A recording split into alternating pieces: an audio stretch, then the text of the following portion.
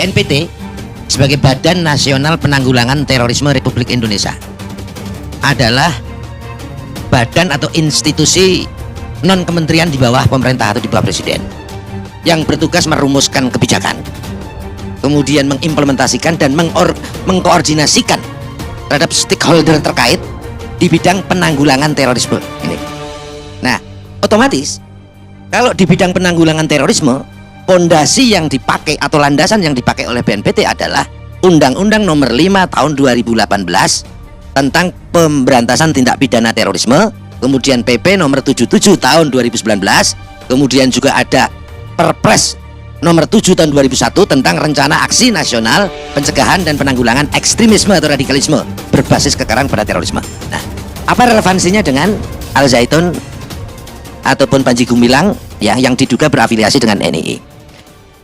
Kalau tadi Cak Islah mengatakan NII ya sebagai ibu kandung daripada semua jaringan atau semua terorisme yang ada di Indonesia, itu maknanya NII yang dulu pernah dicap sebagai radikal terorisme yang ditunjukkan dengan pemberontakan DITII yang dipimpin oleh Marijan Kartosuryo, kemudian selesai tahun 1962, kemudian ke sini NII bergerak ya secara clandestine ya, ataupun secara gerakan di bawah tanah karena memang saat itu dilarang. Ibu kandung di sini maknanya adalah ada benang merah atau kesamaan, baik itu tujuan atau ideologi maupun pahamnya. Bahwa NII yang tadi dikatakan NII yang asli tadi ya, itu pahamnya atau ideologinya adalah ideologi khilafah yang ingin mendirikan negara agama atau berdasarkan agama atau berdasarkan Islam. Makanya NII, Negara Islam Indonesia. Nah, semua teroris yang mengatasnamakan Islam itu juga ideologinya sama, ingin mendirikan negara agama ya, atau negara khilafah. Pahamnya sama, apa? Paham takfiri, dengan mengkafirkan orang lain yang berbeda. Ini maksudnya ibu kandung itu di situ, meskipun pola atau gerakannya berbeda-beda. Nah, itu yang pertama. Yang kedua, apakah NII itu terafiliasi atau Al Zaitun pimpinan Panji Gumilang itu terafiliasi dari NII? Ya, historis, secara kesejarahan, secara historis, ya.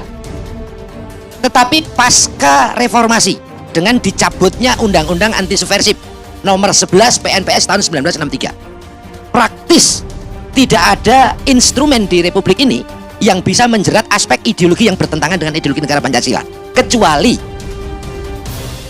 TAP MPLS nomor 25 Romawi tahun 66, Junto Undang-Undang nomor 27 tahun 1999 tentang larangan propaganda ataupun penyebarluasan ideologi komunisme, Marxisme, dan Leninisme, atau kalau dalam perspektif ketahanan nasional sering disebut ekstrim kiri.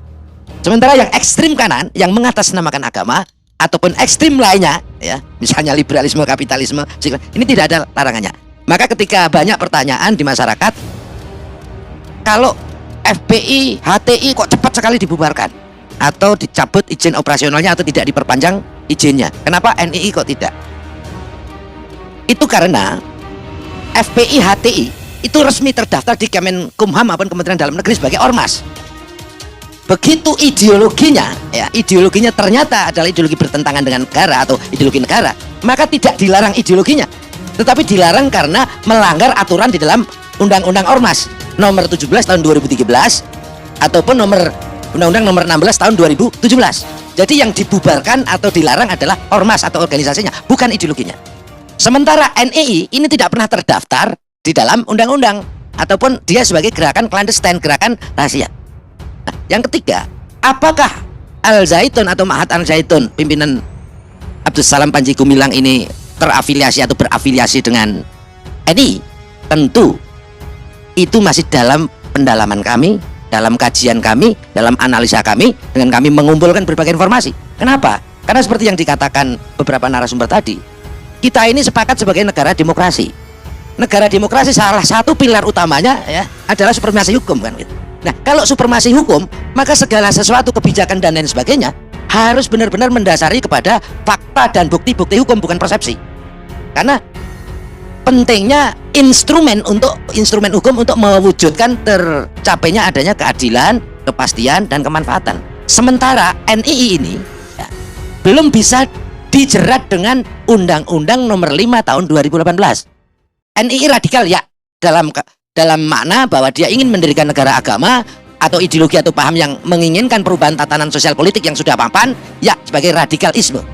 Tetapi belum masuk sebagai jaringan atau kelompok terorisme. Kenapa?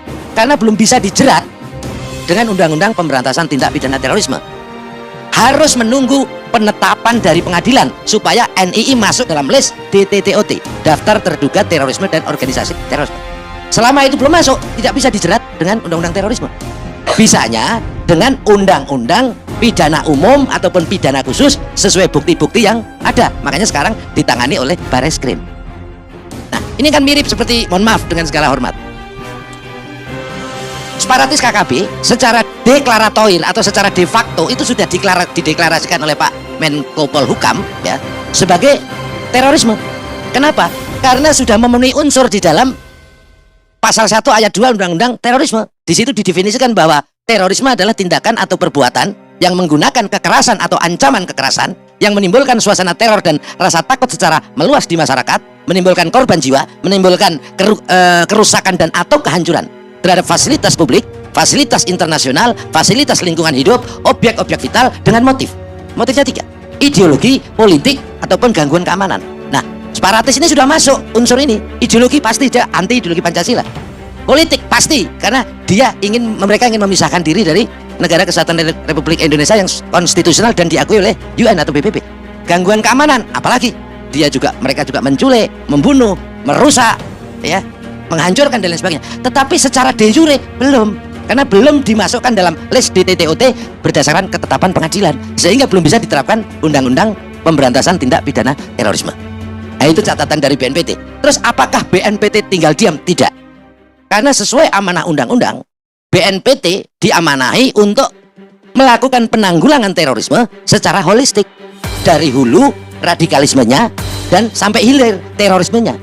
Nah, hulunya bagaimana? Hulunya otomatis karena undang-undang terorisme tidak bisa digunakan untuk preemptive justice, hanya bisa digunakan untuk preventive justice, yaitu kalau sudah masuk list DTTOT, ya, Daftar Terduga Terorisme dan Organisasi Terorisme, misalnya Jamaah Islamiyah, Jamaah Ansarud Daulah, Jamaah Ansarul Khilafah, Jamaah Tauhid dan turunan-turunannya, maka ini seseorang yang memenuhi unsur tindak pidana teror meskipun belum melakukan aksi teror bisa dilakukan preventive justice, ditangkap, ditindak untuk dilakukan proses hukum.